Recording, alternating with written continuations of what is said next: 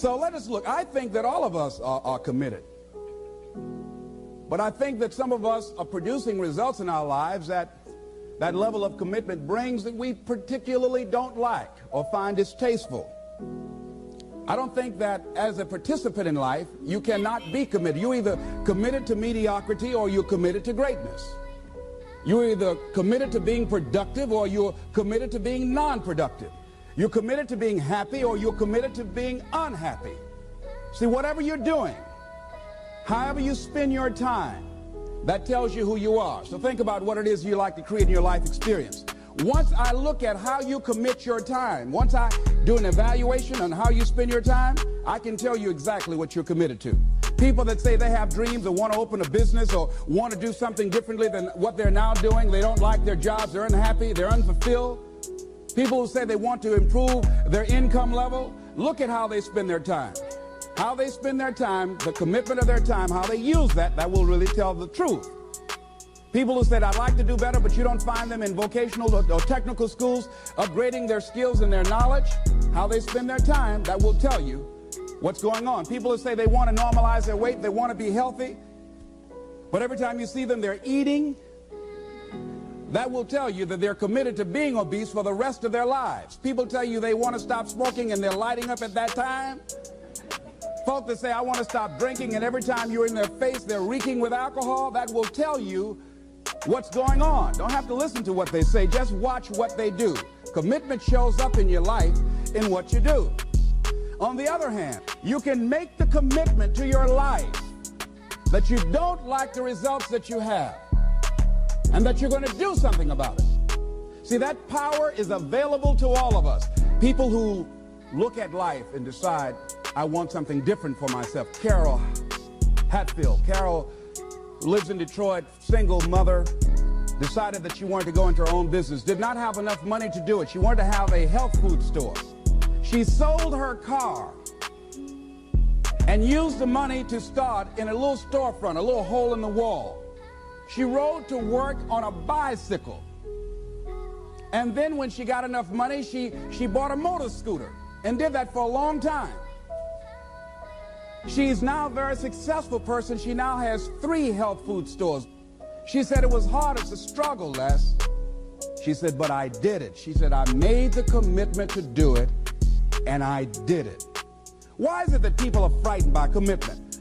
Because when you say the word commitment, that intimidates a lot of people. Why? Because it means you have to deliver. See, most people, you ask them, hey, look here, I'd like for you to do this. They'll say, I'll try. I'll try means that is my escape clause. When I don't come through, it's really a polite no. I don't have the courage to tell you no, so I'll tell you I'll try. Hey, look here, I need you to come to this meeting. I'll try. I said, what do you mean? You're going to lean toward the meeting? Try and sit down. You either do or you don't. Try and take this pencil out of my hand. You either do or you don't. There's no such thing as try. So most people like to use that language. They don't want to commit themselves because commitment means, among many things, no excuse is acceptable. That's what it means, no excuse. That if you decided that you're going to do this, if it becomes hard, then do it hard. If it's difficult, so what? If it's inconvenient, so what? See, a lot of people made a commitment to come here tonight, but they looked outside and said, it's raining. The temperature dropped. It's cold outside. And they decide to give up on their commitment. And that's how people do about their dreams. They don't honor their commitment to themselves. Let me tell you what happens when you don't keep your commitment. Number one, it begins to deplete your self-esteem and it erodes your self-image. It weakens your faith in yourself. You don't feel good when you don't keep your commitments. The other thing is that you begin to develop weak relationships with people. People begin to realize they can't depend upon you. They can't rely on you because you won't keep your word. You've established that kind of reputation. Just think, what would your life be like if you decided to keep your commitments? What will all of our lives be like if we decided to keep our commitments? That we decided to do the things that we said that we were going to do? that we wouldn't even speak it unless we were going to do it. If we decided just for a week, just see what your life can be like. Let's do it for a commitment to make it a 7-day commitment that I won't say I will do anything unless I'm going to do it. And find out what your life will be like. Let me tell you what, if you follow it through, if you keep your commitment to the commitment, at the end of the 7 days, you'll feel strong and powerful. Because by honoring your commitment, each time that you do, that empowers you. Whatever discipline that is required, whatever it is that you must do. So I'm suggesting, number one, commit yourself to live in the present.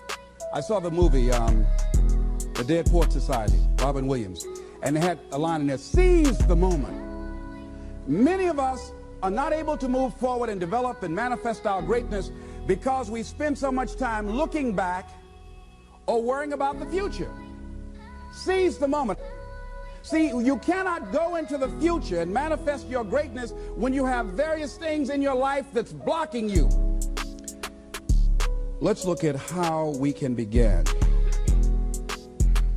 to keep our commitments. Remembering what Dr. Robert Anthony said about results. When you keep your commitments, you're able to produce some different kinds of results in your life. So how can we keep our commitments? And do we keep all commitments? No, we don't. You will not be at 100%. However, you will have a greater percentage rate of maintaining your commitments to yourself, whatever those things might be. If it's going into business, if it's changing a habit that you know that works against you, if it's overcoming self-destructive behavior, if it's retraining your thinking, if it's reinventing yourself, if it's trying to begin to design your relationship differently, all of us have the possibility, by focusing and really harnessing our attention and concentrating on it, we really have available to us the power to honor our commitments in those particular areas. So number one, make it priority. See, no one would go get on an airplane if you thought your chances of getting there to your destination were as good as your luggage. Am I correct? See, and I say the reason that you will reach your destination more times than your luggage will is because the airline, and I'm glad that they do, has made it a priority to move the human beings from one point to the other safely. Not send you off to Boston or someplace with your luggage. So I'm not really upset when my luggage doesn't show up. I'm glad they delivered me, because they've made me a priority. See, they have made delivering you to your destination important. So if you want to honor your commitment, whatever you decide that you're going to do, make sure you make it important. Make sure it is priority. Keep it before you. The other thing is, whatever that you want to do, whatever you want to begin to create and beginning to manifest your greatness and strengthening your level of commitment, and it's really exercising your will. Find something that you want to do on your goal, one action step, but make sure it stretches you, that it challenges you, but it's doable, that you can do it. This year I decided that I was going to exercise. So I started out doing just 10 setups and 10 push-ups. I know I can do that and not get upset about it. I can do that without thinking. So I started out small. Now I'm up to 50, but if I try to do 50 starting out, I wouldn't still be doing it.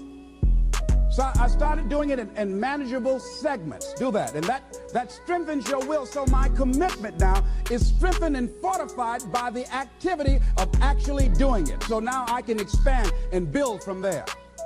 When I decided to begin to manage my money differently, and I started saving 5% of my money, then I increased it to 10%.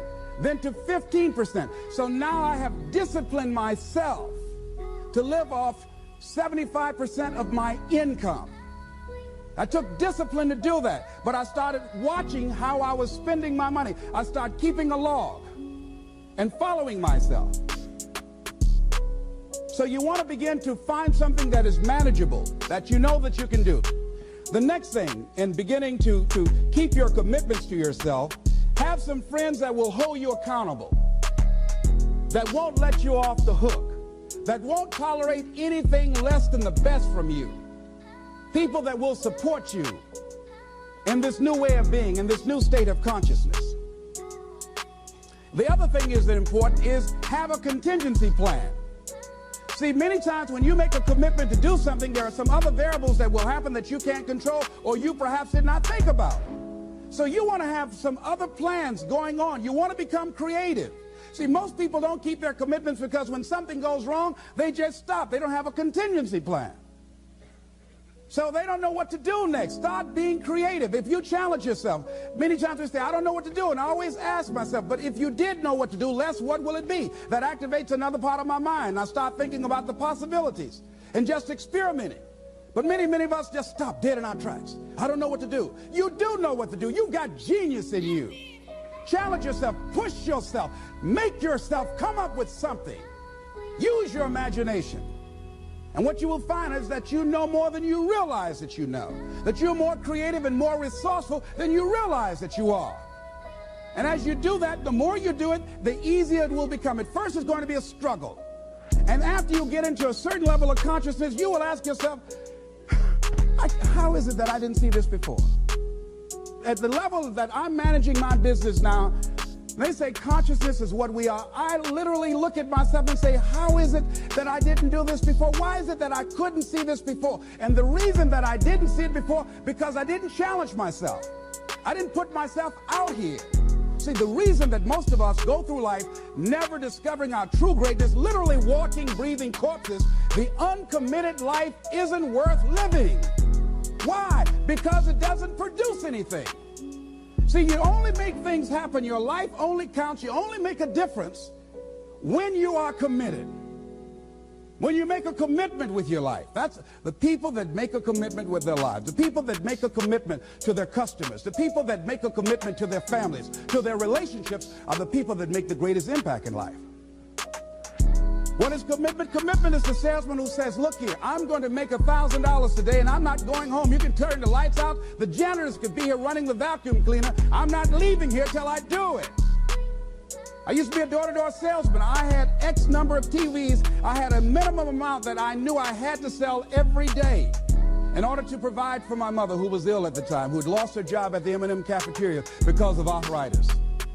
And I said, I'm going to go door to door, and sometimes I would not come home until 1 o'clock at night, knocking on people's door, people closing. What do you want? Would you like to buy a nice working month's television set, no money down? No. What about an Emerson TV? No. Thank you very much. Do you know anybody else that would be interested? No. Thank you very kindly. Knock on another. Hello. Would you like to buy a nice working television set, no money down? No, get away from our door. Thank you very kindly. Do you know anybody else would be? Yeah, my cousin, he lives 2 doors down. Thank you very kindly. I tell him you sent me.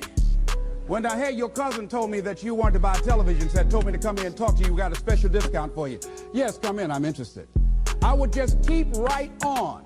I would not go home until I did it. It's an interesting thing, ladies and gentlemen, that when we put ourselves in a situation where we say we're going to do it, it puts you in another zone where the universe responds to you. When you have that kind of consciousness, see, the universe responds to the man or woman that refuses to be denied, because that is your commitment. That business that you want, that book you want to write, that dream that you have of controlling your destiny, that is yours. That power to create that and to manifest that is yours. That's available to you. But you've got to be willing to stand there and face disappointment, not have support, feel lonely, doubt yourself sometimes, be rejected again and again and again, become bankrupt if necessary, again and again and again, and refuse to turn around until life gives it up. Nothing can resist a person that has that kind of commitment. The people that have made a difference on the planet. When a John F. Kennedy said, we will go to the moon in the next decade, he spoke it. That was a commitment, and people shared that vision. People bought into that. We've had all kinds of examples in history where people have made declarations, who have committed their lives to bring about a difference. There are people who are taking a stand today against hunger, I guarantee you. It will be a part of our past at some point in time. Someone took a stand against polio. It no longer plagues us as it once did, because someone said, it is my commitment to eradicate it from the face of the earth. Someone made the commitment.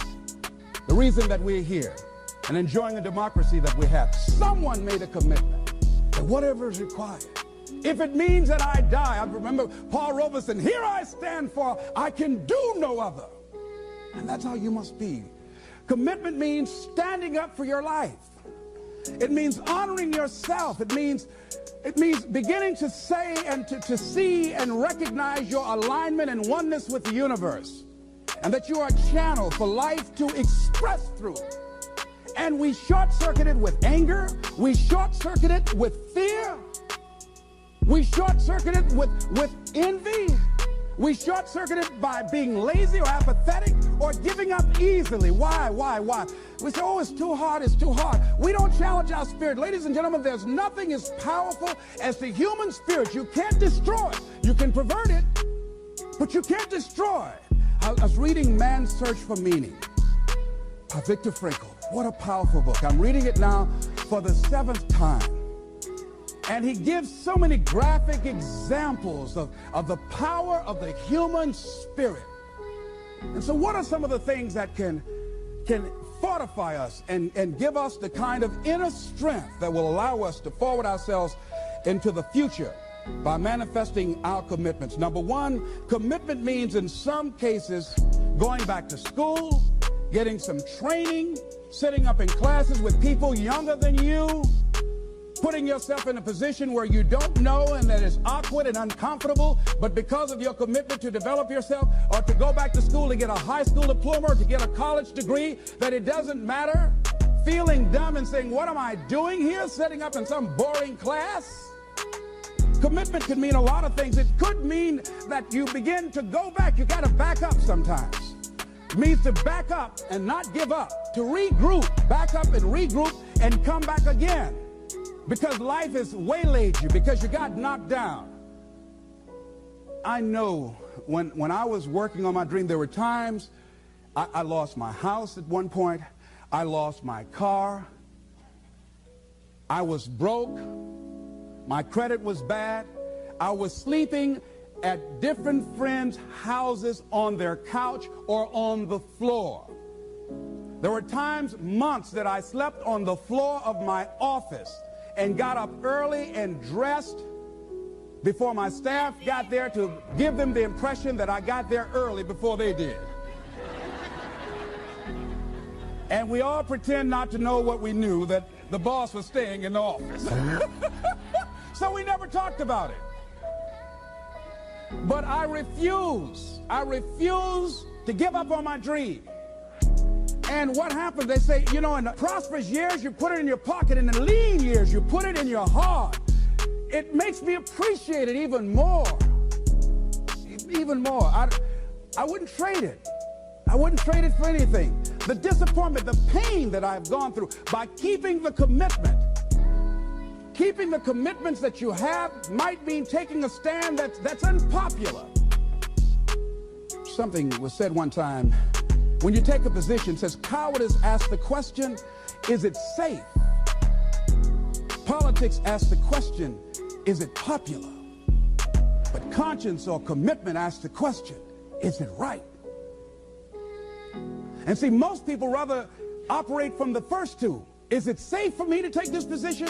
I remember when I was a state legislator, I saw guys and women who believed in legislation very strongly, but because the Speaker of the House said, we won't go with that, they backed down. And they felt bad about it. They wouldn't take the position because they didn't want the Speaker of the House to be angry at them.